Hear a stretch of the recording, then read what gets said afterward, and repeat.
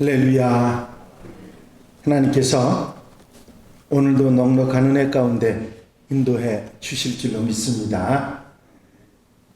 이제 부활 새벽 기도학교가 끝나고 새벽 기도회로 함께 또 돌아왔습니다. 하나님께서 우리의 기도를 들으시고 언제나 함께 하실 줄로 믿습니다. 현장 예배에 참석하시는 분이나 또 라이브 예배로 참석하시는 분들에게 하나님께서 말씀도 주시고 응답도 주시고 은혜도 주실 줄로 믿습니다. 다 같이 사도신경으로 신앙 고백 같이 하심으로 새벽 예배 하나님 앞에 같이 드리십니다. 전능하사 천지를 만드신 하나님 아버지를 내가 믿사오며 그 외아들 우리 주 예수 그리스도를 믿사오니 이는 성령으로 잉태하사 동정녀 마리아에게 나시고 본디오 빌라도에게 고난을 받으사 십자가에 못 박혀 죽으시고 장사한 지 사흘 만에 죽은 자 가운데서 다시 살아나시며 하늘로 오르사 전능하신 하나님 우편에 앉아 계시다가 저리로서 산 자와 죽은 자를 심판하러 오시리라. 성령을 믿사오며 거룩한 공예와 성도가 서로 교통하는 것과 죄를 사해 주시는 것과 몸이 다시 사는 것과 영원히 사는 것을 믿사옵나이다. 아멘. 할렐루야. 오늘 함께 보실 하나님의 말씀은 민수기 11장에 있는 말씀입니다. 민수기 11장 1절 말씀부터 민수기 11장 1절 말씀부터 15절 말씀까지 한 절씩 교독하시겠습니다. 민수기 11장 1절에서 15절 말씀입니다. 여호와께서 들으시기에 백성이 악한 말로 원망하며 여호와께서 들으시고 진노하사 여호와의 불을 그들 중에 붙여서 진영 끝을 사르게 하시매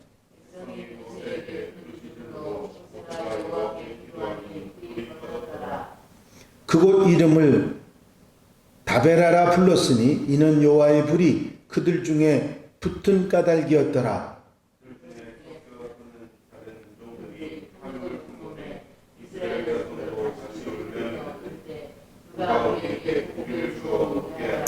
우리가 애굽에 있을 때에는 값없이 생선과 오이와 참외와 부추와 파와 마늘 것이 생각나거늘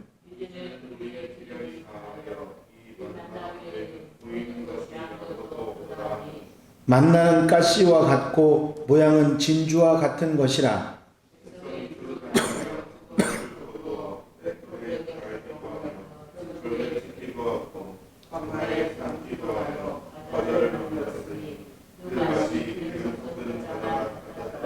밤에 이슬이 진영에 내릴 때에 만나도 함께 내렸더라.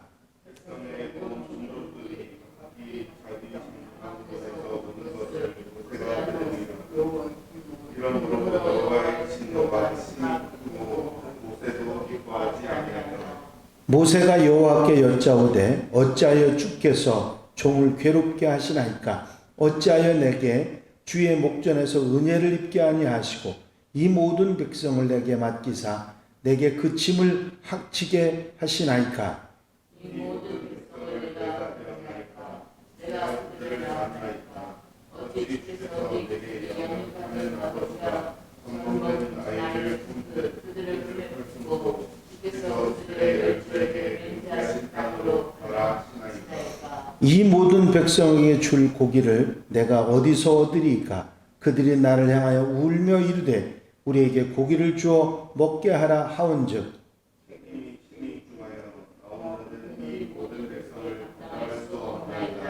다 같이 읽으십니다. 주께서 내게 이같이 행하실진대 구하옵나니 내게 은혜를 베푸사 즉시 나를 죽여 내가 고난당함을 내가 보지 않게 하옵소서. 아멘. 할렐루야.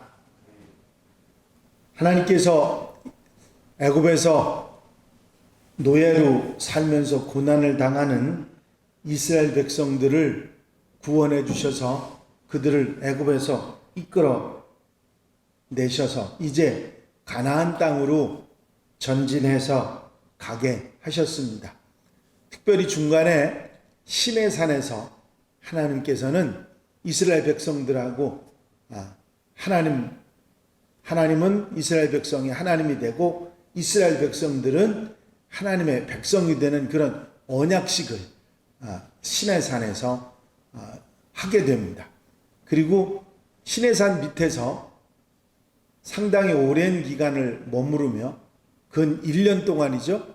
머무르면서 그곳에서 성막도 짓고 다시 진행할 준비를 해서 이제 모든 백성들의 숫자를 계수하고 군사로 나갈 수 있을 만한 사람들을 계수하고 이제 다시 힘을 내서 가나안 땅으로 출발을 하게 됩니다. 그 부분이 바로 민수기 맨 앞부분에 지금까지 보았던 말씀이고 드디어 나팔을 불면서 이스라엘 백성들이 출발을 했습니다. 그런데 무슨 일이 생겼느냐면 오늘 모세의 귀에 이스라엘 백성들이 웅성거리는 소리가 들렸습니다.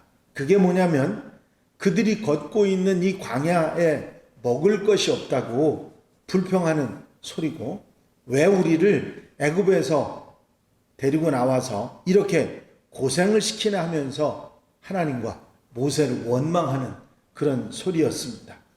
그들 중에는 심지어 눈물을 흘리고 목 놓아 울면서 원망하는 백성들도 있었습니다.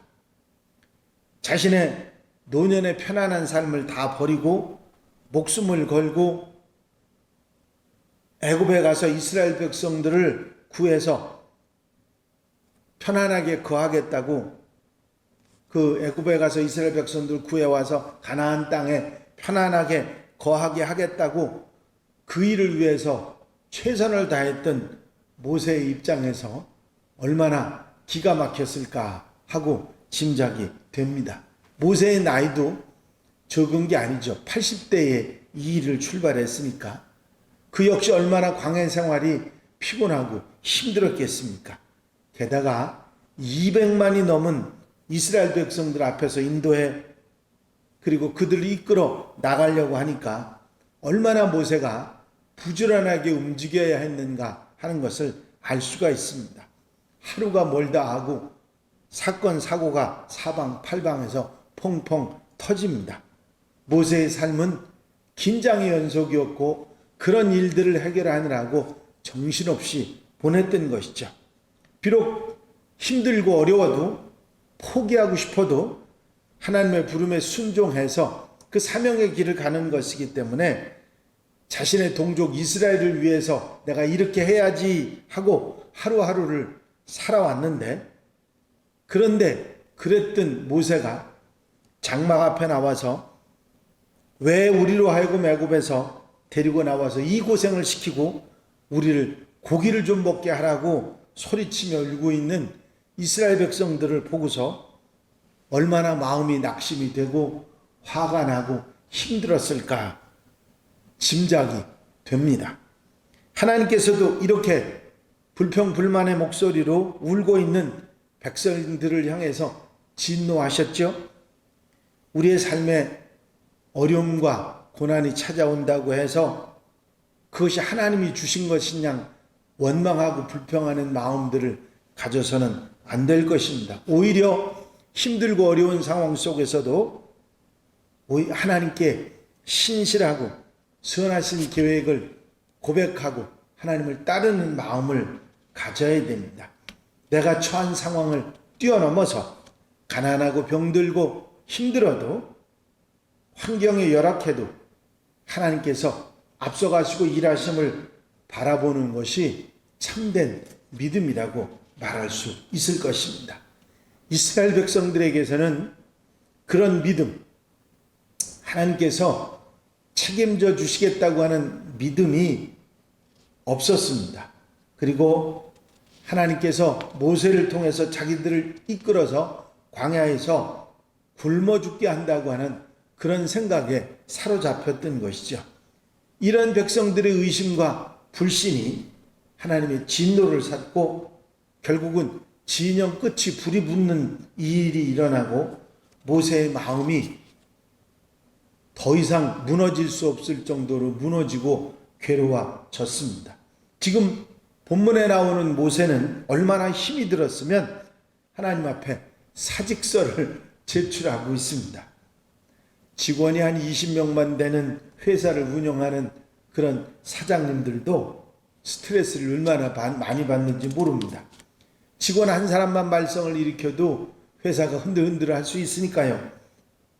한 사람만 아파도 신경 쓰이고 또 가족에게 무슨 일이 생겨도 마음이 불편해지는 게 사실입니다. 신경 쓸 일이 한두 가지가 아니라는 거죠. 20명도 그러할진데 하물며 200만 명이 넘는 사람들을 집도 절도 없는 광야에서 장막을 가지고 다니면서 그들을 이끌어내는 지도자 모세가 얼마나 힘들었을지, 그 스트레스가 얼마나 대단했을지 상상을 초월하는 이야기입니다.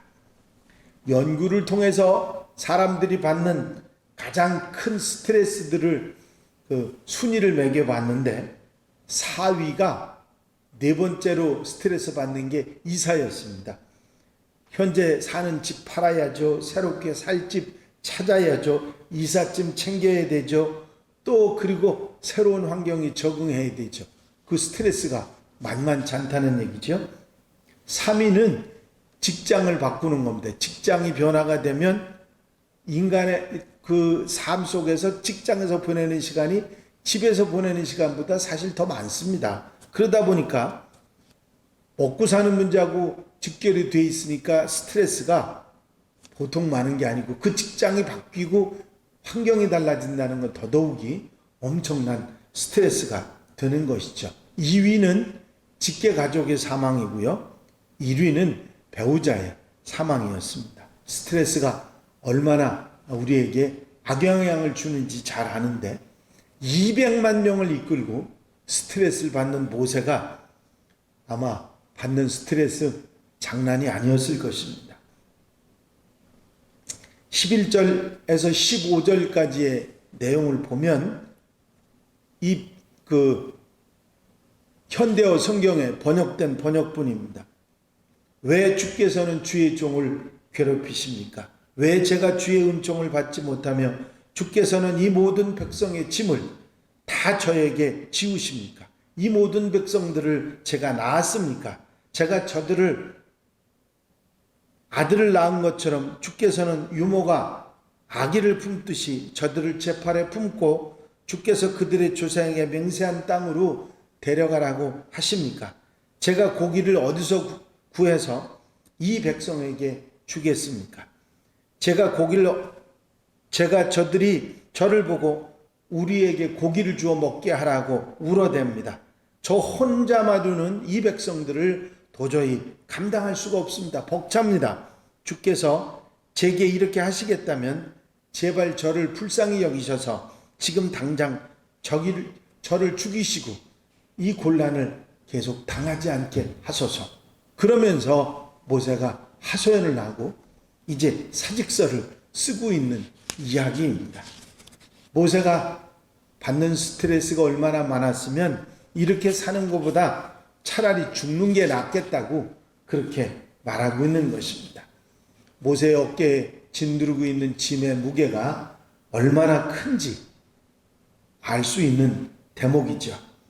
하나님, 나 사직서 제출할 테니까 당장 날 여기서 죽이시고 천국에 데려가 주옵소서, 그런 얘기라고 말할 수 있겠습니다. 얼마나 힘들었으면 이렇게 했을까 생각이 되지요.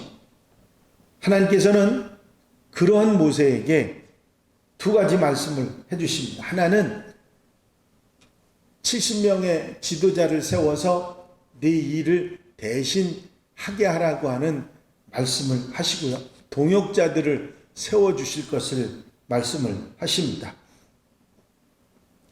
모든 일들은 혼자서 할 수 있는 일이 한계가 있기 마련입니다. 더더욱이 중간 지도자들이 얼마나 중요한지 알기 때문에 하나님께서는 이스라엘 백성들을 지도할 70명의 지도자를 세워서 모세를 돕도록 그렇게 하셨던 것입니다. 현대의 교회에서도 역시 마찬가지입니다. 담임 목사 혼자서 일을 할 수 있는 게 아니고 또 군데군데 사역을 맡아서 해야 할 중간 지도자들이 필요한 것이죠. 하나님께서 이렇게 중간 지도자들을 세워서 모세를 돕게 하시겠다고 말씀하시고 또 한 가지 두 번째 내용은 하나님의 백성들, 이스라엘 백성들이 고기를 먹고 싶다고 하는 필요를 친히 채우시겠다고 하는 약속을 하신 것입니다. 광야에서 고기를 먹게 해주시겠다는 18절에서 20절까지 나오는 내용인데요. 백성에게는 이렇게 말하여라. 내일을 위해 몸을 거룩하게 하라. 너희가 여호와의 귀에 대고 울면서 누가 우리에게 고기를 먹게 해줄 수 있을까? 이집트에 애굽에서 살던 것이 훨씬 나았구나. 그렇게 말했기 때문에 내일은 너희가 고기를 먹게 될 것이다. 여호와께서 너희에게 고기를 줄 것이니 너희가 먹게 될 것인데 이제 한 달 동안 고기가 너희 콧구멍에서 빠져나와서 역겨워질 정도로 먹게 될 것이다. 이제 너희가 울면서 호소했던 그대로 하나님께서 이루어 주실 것이라 하는 이야기입니다. 하나님께서는 한 달 동안 지겹도록 이스라엘 백성들이 고기를 먹을 것이라 그렇게 말씀해 주신 것입니다. 이 말을 들은 모세는 어땠을까요? 기가 막혔을 것입니다. 하나님, 지금 이 광야에서 저와 함께 걷고 있는 사람들이 군사들만 해도 60만이 넘습니다. 주님께서는 지금 저들에게 한 달 동안 고기를 주어서 먹게 하시겠다고 하는데 지금 우리가 가지고 있는 양, 소떼를 남김없이 다 잡아 먹는다고 할지라도 절대로 불가능한 얘기입니다. 하고 펄쩍 뛴 것이죠. 내일 당장 바다에 가서 고기를 잡는다고 했는데 그게 가능한 일이겠습니까? 하고 펄쩍 뜁니다. 모세는 하나님의 말씀을 믿지 못했습니다. 모세가 어떤 사람이죠? 홍해를 하나님의 믿음으로 하나님의 능력으로 반으로 갈랐던 사람입니다. 애굽의 10가지 재앙을 서슴없이 내렸던 그런 하나님의 사람입니다. 반석을 쳐서 물이 나오게 하고 불이 떨어지도록 만들었던 지도자입니다. 그런데 그 모세가 하나님 말씀을 믿지 못할 이유가 없는데도 이렇게 이야기합니다. 왜요? 지쳤어요. 모세도 지쳤다고 하는 얘기입니다. 스트레스 받아서 이제 지쳐서 이런 불신의 말이 나옵니다. 근데 하나님께서 여호와께서 모세에게 이르시되 여호와의 손이 짧아졌느냐? 네가 이제 내 말이 내게 응하는 여부를 보리라. 23절의 말씀이지요. 모세야, 너는 내가 능력이 없다고 생각하느냐? 내가 말한 것을 할 수 있는지 없는지 내가 보게 될 것이라고 하시고 그렇게 이스라엘 백성들이 진진 고기를 한 달 동안이나 먹어서 물리도록 그렇게 허락해 주셨던 것입니다.